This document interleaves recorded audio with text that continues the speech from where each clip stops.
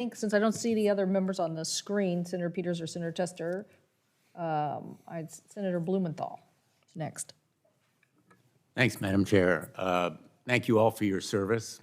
Amtrak is very close to our hearts and our lives. I'm a regular customer, mostly a very satisfied customer, and I want to thank Amtrak, particularly Chair Kosha, for your transparency and your willingness to provide information outside the context of these kinds of formal hearings. You've been very responsive, and I hope the new members of the board will follow that example as well. And I want to take the opportunity on this Labor Day week to thank all of the existing employees of Amtrak. I rely on them literally every week that I return to my home state of Connecticut when I am able to take Amtrak, and particularly during this time of pandemic, they've reported for duty. They've been on the job despite the threats to their own health and safety, and I am very gratified that you're working with unions and others in seeking to increase the numbers. A daunting challenge given the numbers, several thousand, I think you said, when other employers all around the Northeast and the country are looking for workers and finding them in short supply, particularly with the skills that you're seeking. I want to focus on the capital investments that are necessary because, as you pointed out, Amtrak emerged from a very dark period when those investment needs were ignored, and we should never allow our rails to deteriorate in the way that they did. I was a strong advocate of the $30 billion that is in the Infrastructure Investment and Jobs Act. Last month, the Federal Railroad Administration announced more than $85 million in funding for Connecticut, including $65.2 million to replace the Connecticut River Bridge between Old Saybrook and Old Lyme, another $20 million to replace power substations in Greenwich and New Haven, and we've talked over the years about the Walk Bridge. Are there timetables for completing these projects? I know you may not have those timetables with you right now, but if you have them, I would appreciate your providing them. Sure. Senator, we can follow up by giving you a very specific schedule for the design and construction component of the projects you mentioned, in particular the Connecticut River Bridge.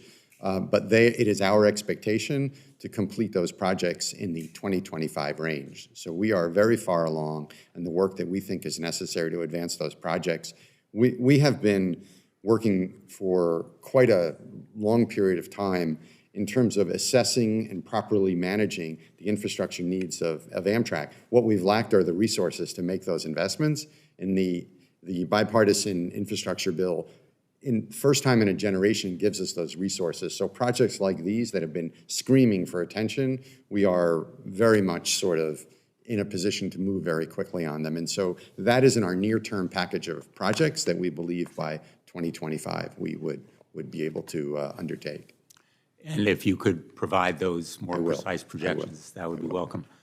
You and I talked briefly earlier this week about ridership on Amtrak, and very encouragingly, you indicated that you are nearing the pre-pandemic levels.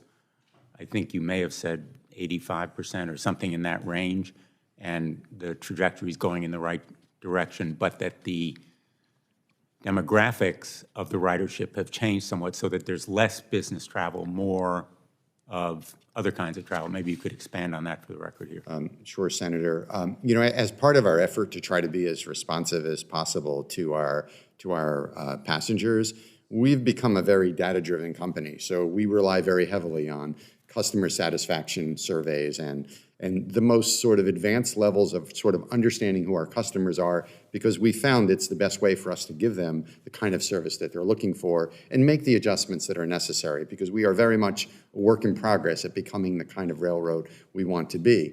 As part of that, we're able to sort of tell who's buying Amtrak tickets and how our passenger flow is going. And so the headlines that you sort of briefly alluded to include the fact that we are actually coming back from the pandemic much faster than we had anticipated.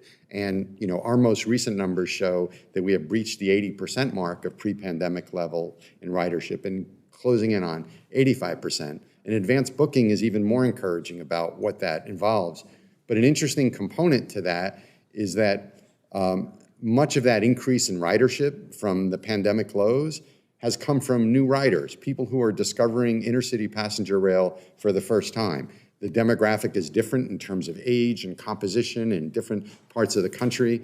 People have decided that they're very interested in intercity passenger rail as a form of mobility, which gives us a great deal of optimism for this mode into the future, because those numbers have come back, even though business travel has not really returned to anything near what pre-pandemic levels were. So we're excited about what the national rail system will look like and what it's capable of as the country further sort of recovers from its pandemic impact.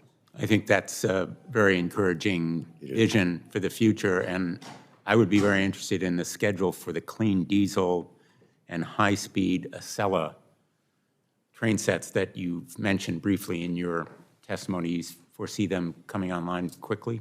I do. The clean diesel trains are already starting to be delivered. Our expectation is that, hopefully, Senator, by this time next year, we are planning to sort of have you experience riding a new Acela train on the Northeast Corridor. Obviously, we were impacted by the pandemic in the Acela replacement program because of shutdowns in factories and other things that have impacted it, but we are sort of now back on a very solid schedule and feel very optimistic about it. And as we mentioned, we're far along in other rail procurements that will impact and provide better service on Northeast Regional as well as our state-supported services. So $10 billion in refleeting Amtrak is long overdue, but I am positive that every single rider will feel the difference of new rolling stock that has been designed to meet the needs of what travelers look for today. Thank you. Thanks very much.